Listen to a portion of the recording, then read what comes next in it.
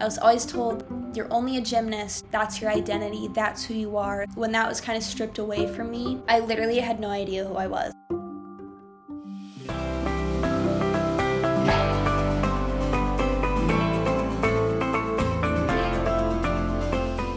Hi, I'm Brooke Gleichowski, and I'm so excited to welcome you to Beam Boldly. As an NCAA Division I gymnast, I know firsthand what it feels like to carry the weight of performance, expectations, and identity. Here, we're going to talk about all of it. We're going to talk about mental health, performance anxiety, NIL, resilience, and of course, how faith is our foundation that carries us through all of that. Whether it's stepping onto the beam in competition or just stepping out in everyday life, we are called to live boldly, and we're called to let our light shine. The name Beam Boldly was inspired by the verse Matthew 5:16, which says, "Let your light shine before others, that they may see your good deeds and glorify your Father in heaven." To me, that's what this podcast is all about. So if you're ready to hear raw conversations, find strength in faith, and be reminded that you're never walking this journey by yourself, join me as we step boldly into everyday life. What's up, you guys? Welcome to Beam Boldly. I'm so excited for today's episode because we are welcoming Jordan Bowers. Welcome, Jordan. Hello, thank you for having me. I'm so excited. I am so excited about this. Y'all came and competed at Georgia last year, and you guys were just the nicest team. Everyone had a great meet. I just remember the cold tubs afterwards. The vibes were good. Yes. Oh, We for were all sure. chatting. It was so good, and I'm so excited that we get to do this. If you guys do not know Jordan, Jordan is the 2025 Honda Sport Award winner. She was 2025 NCAA All Around Champion, SEC Gymnast of the Year. You were also the first gymnast at Oklahoma to score 3 perfect tens in the same meet. Crazy. What was that like? I mean, just like, were you expecting that at all? No, that was actually crazy. The first time I did it was my junior year at Big 12s, and that was crazy because we hosted Big 12s that year. So it was like such a sweet moment to be able to do it in front of Sooner Nation. And we also broke the NCAA team score record, which was just absolutely insane. I kind of knew going into floor, we started on vault, and I got a perfect 10 on vault and bars. Mhm. Floor's last event, I'm last on floor, and, like, Yeah. going into floor, I was like, "Oh my gosh, this is such a high score, like, we could seriously do this." Yeah. I don't, like to look at the scores, I don't even watch I'm the the same way. I Yeah, don't look I at don't even scores. watch the person in front of me go Mhm, anytime, mhm. like, beam, I completely leave the arena before I go. Oh my So gosh. I'm kind of like I'm in my own thing, like, I Yeah, don't like to pay attention to all those things, yeah. and I could just, like, kind of feel that energy, and it was just Mhm. such a surreal moment, and then Faith Torres went before me and she got a 10. And I couldn't celebrate with her because I was about to go. Right, you're like, "I gotta lock in." Yeah, and that was her first 10, so that was so exciting. And then I went and had such an amazing floor routine. And then after I look up at the team score, and I was like, oh my gosh, we almost got a 199. Like that's That's crazy. And that's something insane. that we like had always talked about too. Like we Yeah, could get a 199. that's so cool. So those routines, any perfect 10 you got, were those, like, just average routines for you? Like, was it that abnormal for you to do a routine like that? I would say no. Like I feel like that's something we drill like in Right. practice every single time too. And even on the routines that I do get tens on, I can Yeah. still find little things that Yeah. I could do better. Yeah, yeah. But yeah, that is just something that, we're always looking to strive for more, like even if you think it's perfect, like you can always do a Like, little better. yeah. Wow. Awesome. So cool. Also, you were on the winning team 3 out of 4 of your years, national championship team. That's super cool. How Yeah. was that experience just, like, with as a team? Because being, in elite and in club, like, it's Mhm. so individual unless you're, like, Yes. at the Olympics in the team final, right? It So is how so was different. that, like, with your team? Yeah, that was honestly like something that I did struggle with my freshman year was Mhm. transitioning into that team atmosphere. I trained alone, I competed alone, like Yeah. everything I did was alone. So it was a really hard transition for me into college. And oh, if I make a mistake, it's not just on me, like, it Yeah. affects the rest of the team, and that Right, was hard right. for me to get a grasp of. I really struggled, like, the first half of my freshman year with that, Mm. and just gaining a lot of confidence in myself and knowing that if I did make a mistake, like, my teammates weren't gonna be mad at me. Like, Right. that's Like, such, they like, a had your real back. feeling. Yes. Yeah. Yeah, I had, like, this same realization over the last year, Mhm. and I even came from like, I went to Brandy Johnson, so I had a giant, Yes. club team, and so I was definitely used to that, but it was still no one else depended on me. No. I was used to, like, being a part of a team and the atmosphere and the cheering and all that, but I was not used to being like, everyone else depends on this Yeah. score. I fell at my first 2 meets on beam after, like, literally not falling on a single inter squad all Mhm. preseason, like, That was, I like, me remember. freshman year too. Yeah, and I'm sure, like, you're, like, on the floor and you're like, "How did I get here? Like, Yeah. wait, I, like, don't do this. Like, this is not normal." And, obviously, that sent me into, like, a spiral because I was like, "Wait, what am I doing?" But it was really the realization of my teammates love me and they believe in me and they have my back, and even the fact that I had, like, a 3rd chance to be in lineup after not doing well, Mhm. my team was still like, "No, we still know that you got this. Even though these last 2 times were not normal for you, we still believe in you. We still fully think you can do it. We still fully have your back." And I was like, "Wait, but why? The evidence doesn't show that." But they were like, "That's what being on a college team is about and what Yes. it's like." Yeah. No, I love that. I feel like we had a Yeah. very similar experience in that. Yeah, totally. Okay, so I love this conversation already, but I do wanna back up a little bit and hear more about your story. So will you just tell me how you started gymnastics, how that came about in your life? Yeah, so I have an older sister. She's 3 years older than me. Her name's Felicity, but she did gymnastics when she was younger, and she did swimming, and she loved horses and all that stuff. And I was just a crazy child. Would flip all over the place, do very unsafe things around the house. My parents were like, okay, this girl needs to be in a safe place to do these Right. so she won't break her neck doing them around the house. So I started at the age of 2, like in the mommy and me classes, Mhm, and just absolutely fell in love. And it was just so fun. And I climbed up in the levels pretty quickly. mhm. I was doing 20 hours a week by the age of 5, Wow. which is crazy to think about. Yeah, so, like, what level? Like, I was level 6? 5. Level 5 at the age of 5, wow. Yeah, And I also did competitive diving with it as well. I loved cool. diving. Okay. But at the age of 8, I got way too busy with both. So Mhm. my parents like, okay, you have to choose. Like, you cannot be doing both. You don't have time for this. Right, right. So ultimately, I chose gymnastics and stuck Mhm, with that. And at level 9 Westerns, I was invited to developmental national team camp at mhm, Curly Ranch. That was mhm. in 2013. Okay, so how old were you at that point as level 9? Like 10? Less 9? Yeah, I was 9. 9? Okay, okay.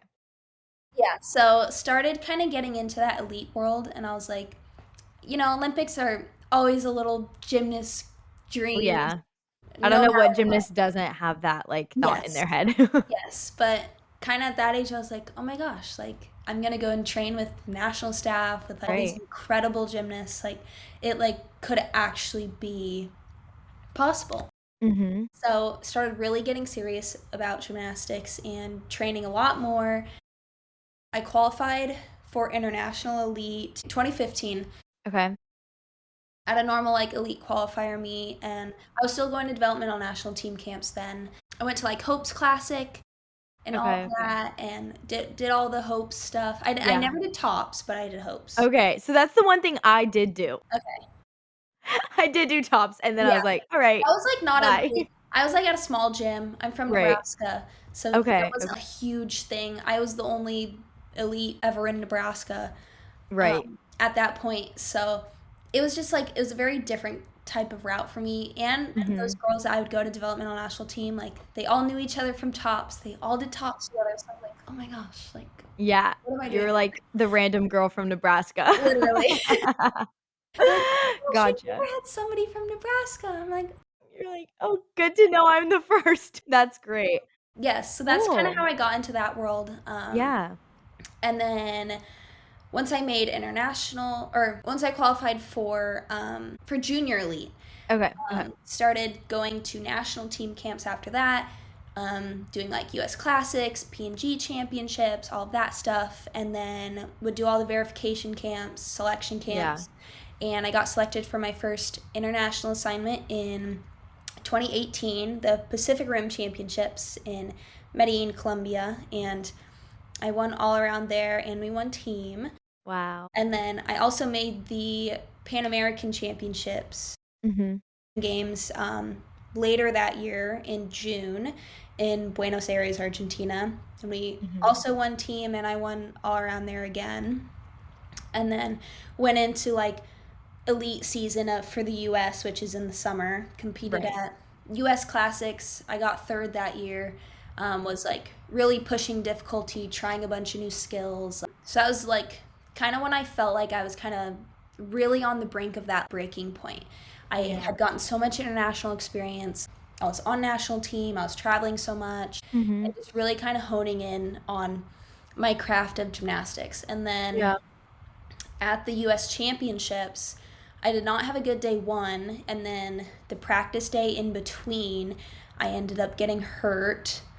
I Mhm. slipped a disc in my back, and then tried to compete day two, but I could barely even walk or Yeah. anything. So Oh it my was gosh. just, I had Yeah. to withdraw from the competition as a scratch. Oh, It was so devastating because I had worked so hard all year, and I had such an amazing year too that was like an abrupt stop, and wanted to try for worlds that year too, so that was really hard. yeah. Oh, that sounds so tough. So, in all of that, were you thinking about college or were you still way too young for that? Like, I wanna I know how you also, like, got to OU, like, how that Okay. decision was made. Yeah, so I was before all of the recruiting Okay. rules and stuff, so I Oh, committed so at you had, like, 13. no okay. You committed at 13? Yeah, we had no Oh rules. my gosh. Wow, wow. Yeah, so I started getting letters from universities in like 5th grade, and I was like, what is college? Like, And did you go to public school?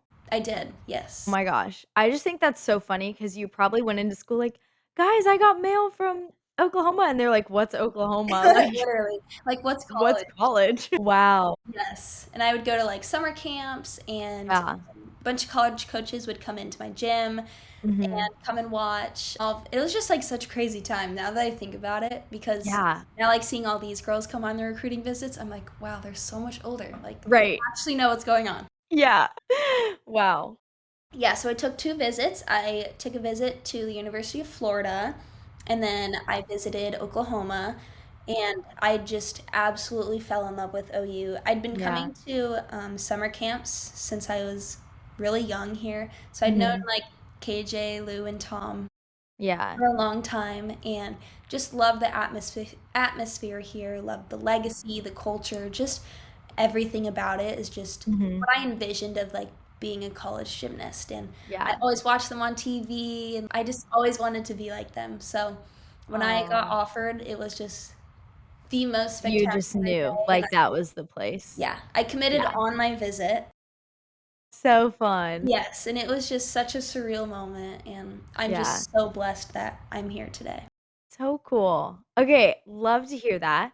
So, on Being Boldly, obviously, huge part of this is about faith. And you talk about your faith on social media through your posts and all of that. And I've always followed you and been like, wow, like I love that you do that. So, I would love to dive a little bit more into that. And then also tell, that story with the parallel of like your story of gymnastics. Yeah, grew up in a Christian household, and we'd always go to church on Sundays, and then like holidays we'd go to. My grandparents live in a really small town, and we'd go to their church, Huh? like super small and intimate. And I always loved going to church, and those types of Aw. things, connecting with the Lord. And then I feel like I really kind of found it more when I had that back injury, and Mhm. I really didn't know like who I was at that point, because Yeah. I couldn't even like run for 6 months. I had to completely take off of gymnastics, and I'd never had a break from gymnastics like that ever in Mhm. my life. Mhm. And I was always told like, you're only a gymnast. That's your identity. That's who you are. So when that was kind of stripped away from me, I literally had no idea who I was. I was kind Yeah. of like actually going through like an identity crisis. I had also lost the love for the sport. I didn't love it Mhm. anymore. I didn't want to do it anymore. Like I was so over it. I did Yeah. not have a good relationship with my coach or the sport of gymnastics. So that was like a really big turning point for me. Yeah. And looking back, like I definitely needed that to push me through to the rest of my career as well. And that's kind of when I adopted the phrase like trust the process. Mhm. I got it tattooed on me for my first tattoo. Aw. But just something that I always try to live by, like everything happens for a reason. The good, Mhm. the bad.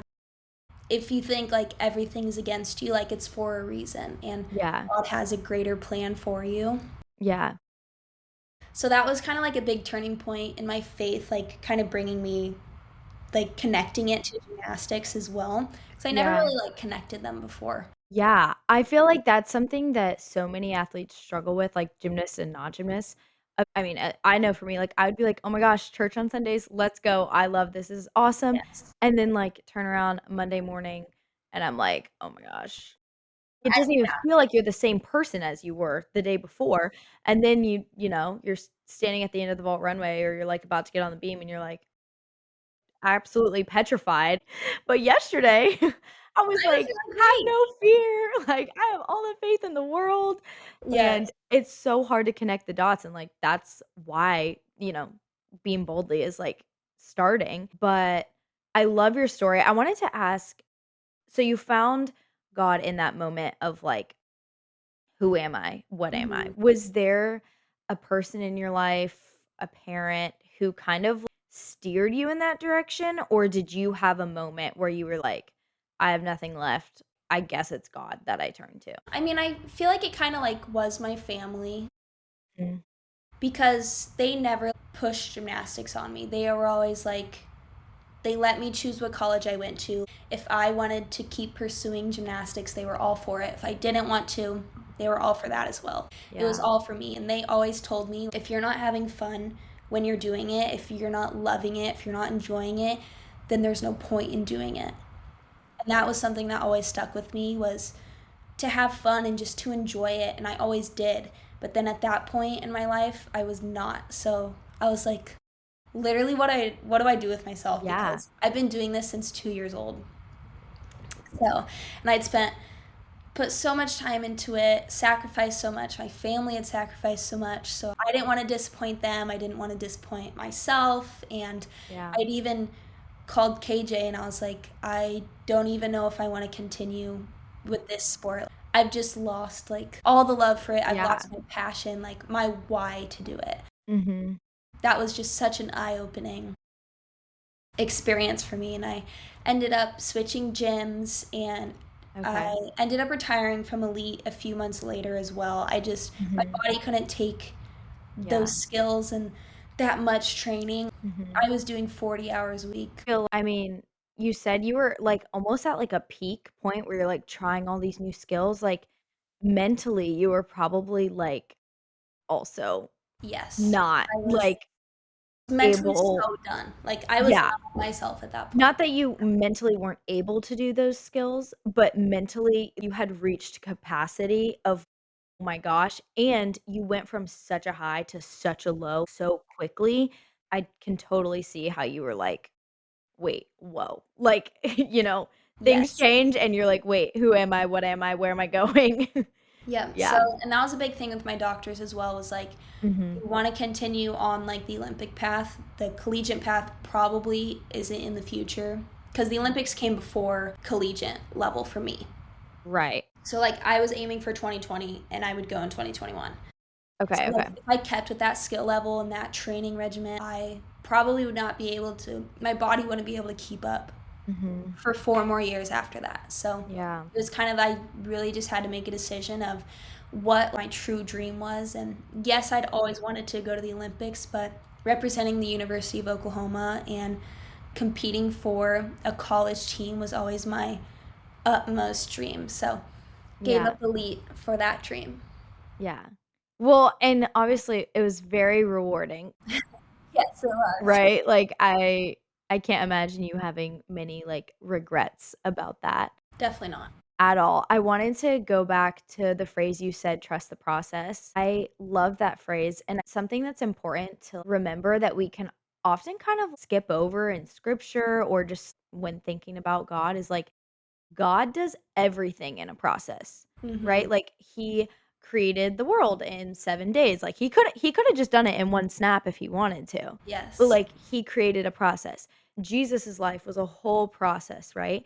And Mhm. so, while that phrase doesn't necessarily have a, Christian, like, connotation with it, it totally does. Yeah. Seriously, because God has a whole process for your life, and when we trust that, like, that's how we follow his plan, Mhm. and it's also a good reminder of, like, when we're in a season where we're like, "Okay, I'm in this process, but, like, what am I doing?" Or, "This is really hard," or, "I'm waiting on something and nothing's coming."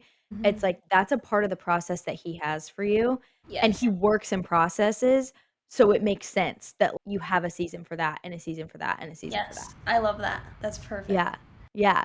I just thought that was, like, super good to bring up. So, Mhm. another thing you talked about was how you were really questioning, like, if you wanted to continue gymnastics, elite, all of it. What would you tell a younger gymnast or athlete who is also very committed in their sport going through that similar thing? Because I know in gymnastics, every almost every single gymnast has at least one period where they're like, I'm throwing in the towel. Yep. Like, there's no way. I literally can't keep going. And then, oftentimes we do, and then we're like, "Oh, I'm so glad I didn't quit." But there's also the times where it is in someone's best interest to take a step back. So Mhm. what advice would you give on that, or what kind of helped you and guided you through that situation in your life? Yeah, I would say like the biggest takeaway I have like from that experience and everything else that I have learned is that Mhm. your sport and gymnastics specifically, it is not your identity. It is not who you are. It's just something that you do. And you have to enjoy every single part of it because everybody says it goes fast, but it really does go I fast. know, I'm already feeling it, and I'm Yeah, only a sophomore. literally.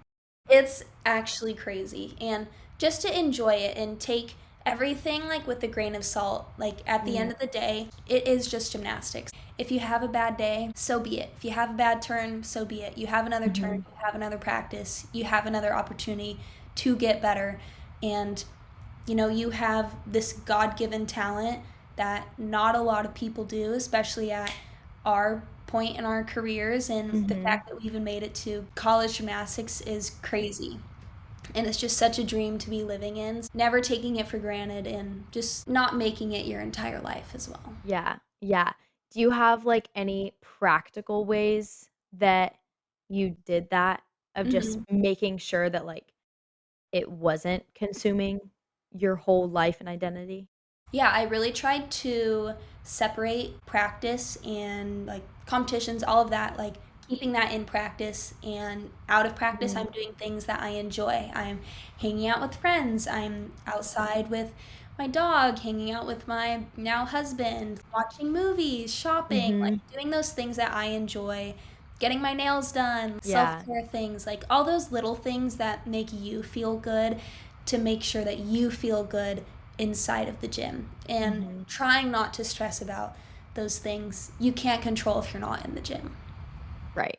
I think that's so good. We talk about all the time, and I'm sure you guys did too on, your team, just, like, control what you can control. Yes. And the rest, like, let it be, and I think it's so hard, especially when you're in that stage of recruiting, and it literally feels like gymnastics is your whole life, because you go to school and then you have a couple calls with coaches, and then you have to go to practice, and, like, the whole time you're at practice, you're thinking about, "Oh, would this routine be good enough for this team? Would I even make the lineup at that team?" Like, Mhm. all those things, and so I think that's such great advice, like, compartmentalize, Mhm. like, "Okay, for the 4 hours or whatever that I'm in the gym, that's in the gym, and then the second I walk out, let your brain do something else. Yes. I Because our feel like brain it's so important to do that. yeah, and our brain literally does gymnastics thinking about gymnastics. No, Like, our seriously. brain is going, going, going, going, going.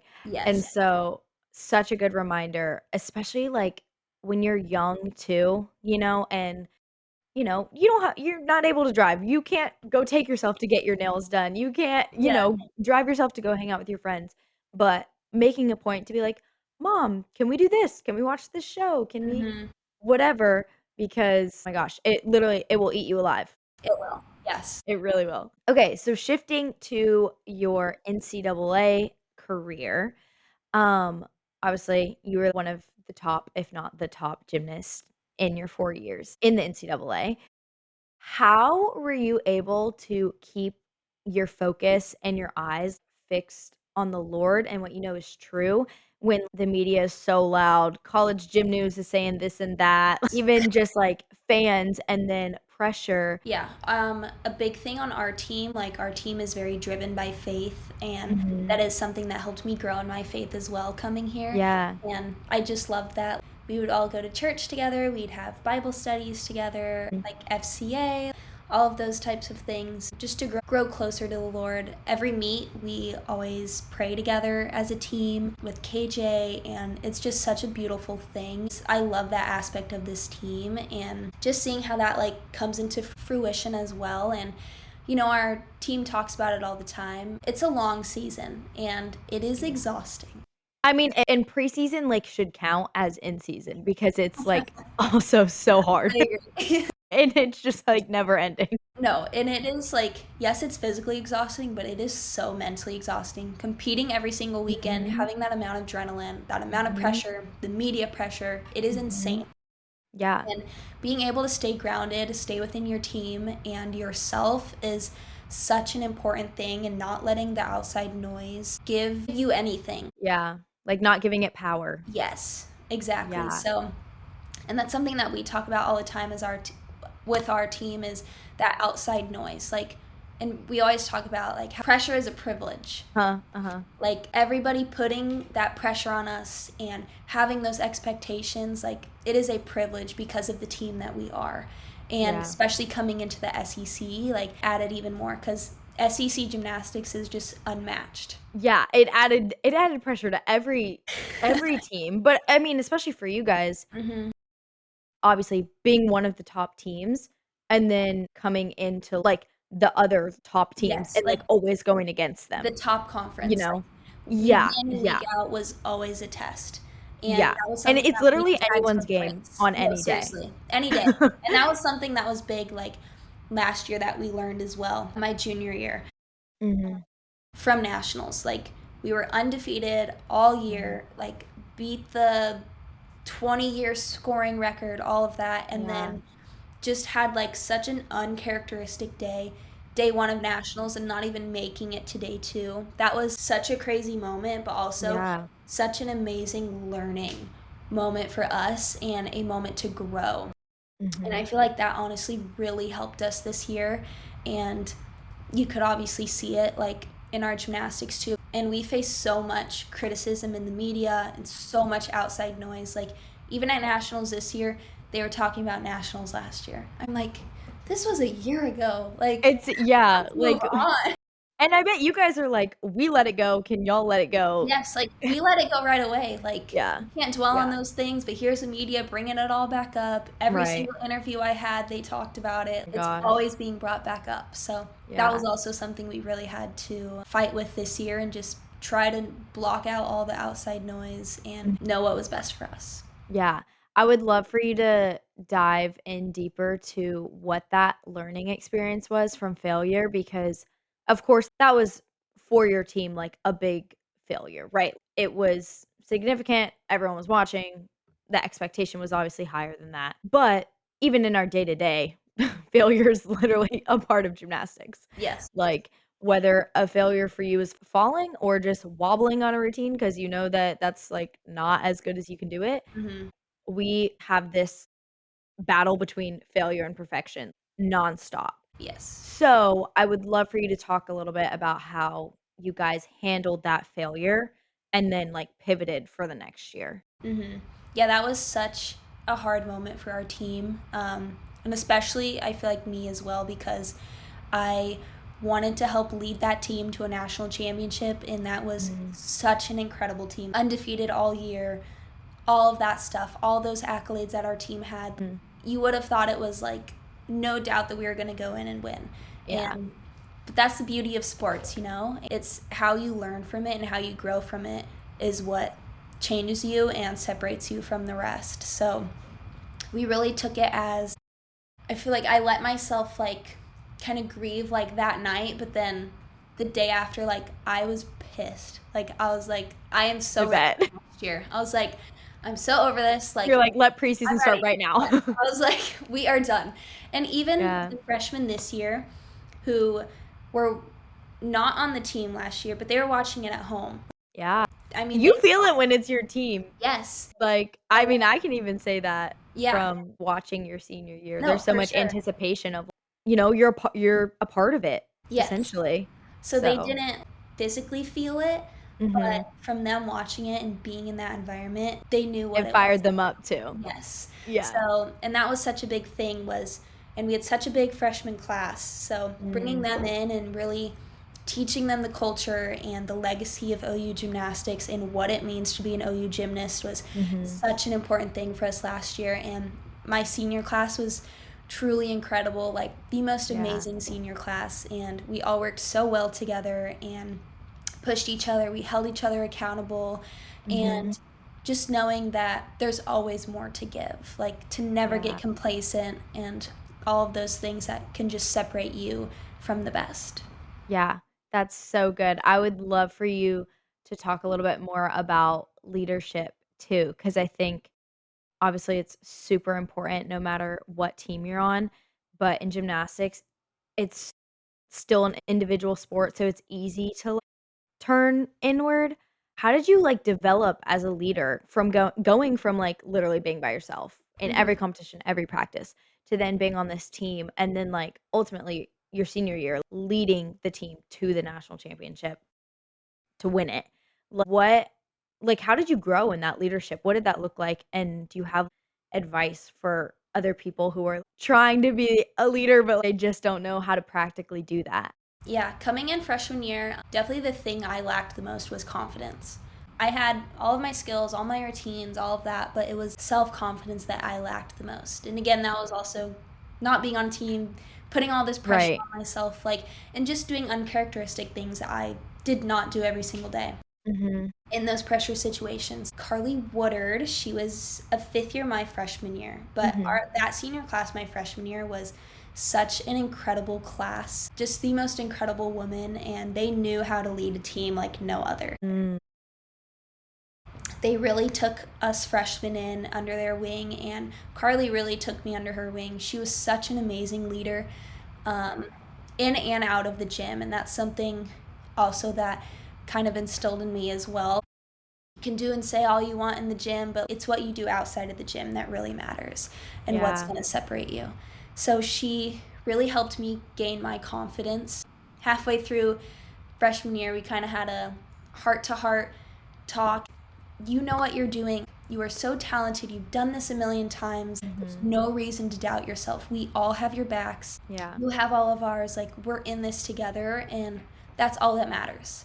So, Mhm. just to go out there and do what you know how to do and do it to your best ability. And I feel like Mhm. that was kind of like a big change, like, in flip in my career at that point, and really just gave me the utmost confidence the rest of my career, and Mhm. kind of found that within myself too, and then trying to instill it into my teammates as well in the gym, on the competition floor.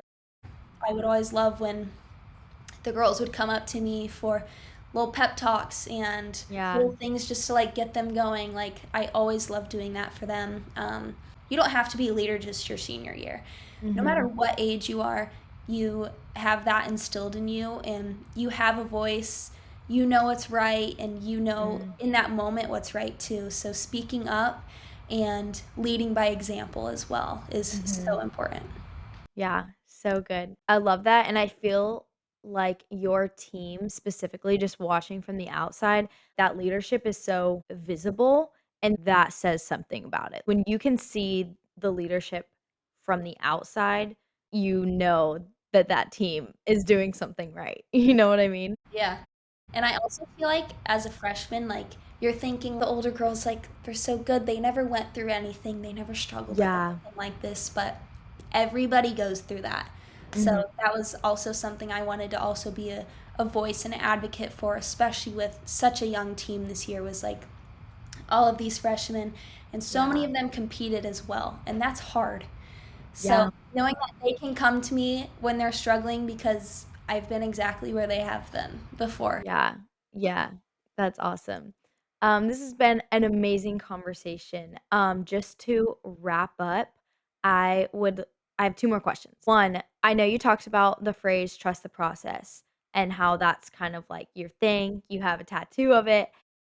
Is there a specific, like, Bible verse or worship song other than that, that you hold close in your day-to-day life or that was super important to you for practice or competition?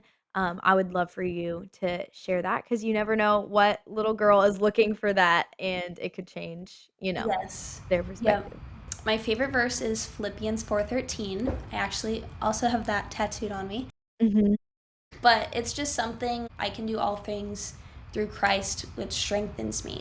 mhm, He is so strong and he instills that into you every single day, every moment. And when you have that sign of weakness, you feel that pressure, just looking to him and he knows exactly what you need in that moment. And just taking a deep breath and letting him take all of your worry and anxiety and just giving it your all, no matter what it is, and mhm. just doing your best.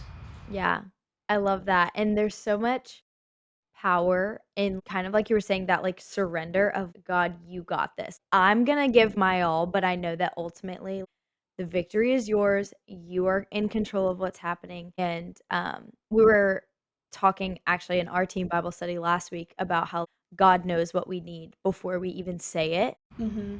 He could do anything he wants in the snap of his fingers. I said that earlier.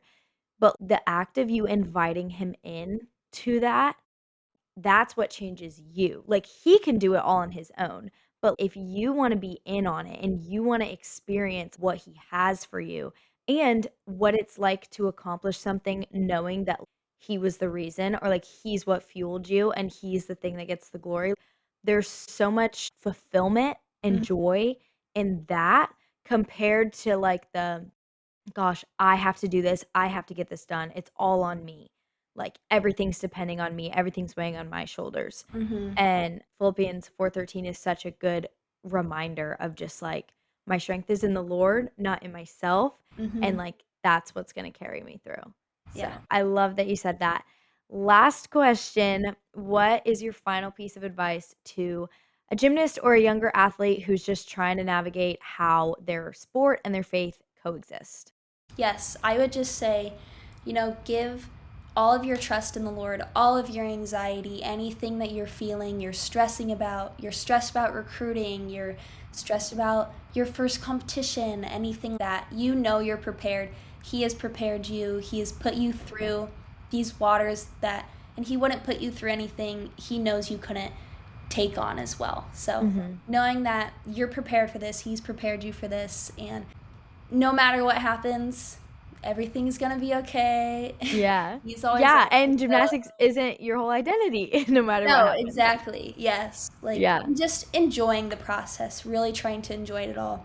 Yeah. Even the failures, learn how to grow from them, learn just so much from them and be a better person and athlete every single day, just always trying to improve yourself. Yeah.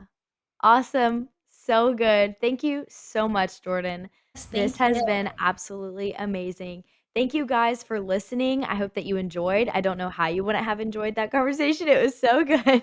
Like, subscribe, follow along this journey of being boldly with me and Jordan. Where can they find you and follow you and your story? Yes. Instagram, Twitter, all of my TikTok, all of my handles are Jordan S. Bowers. So you can find Awesome. me all there. Perfect. Go follow Jordan, you guys. Her story is amazing, and I know that you will continue to see things about God. You will be blessed by her posts, everything that she shares. It's awesome, and it all points back to the Lord, which is what matters most. So thank you guys so much for listening, and I will see you next time. Thank Bye, you. you guys. Thanks, Jordan. Bye. Thank you.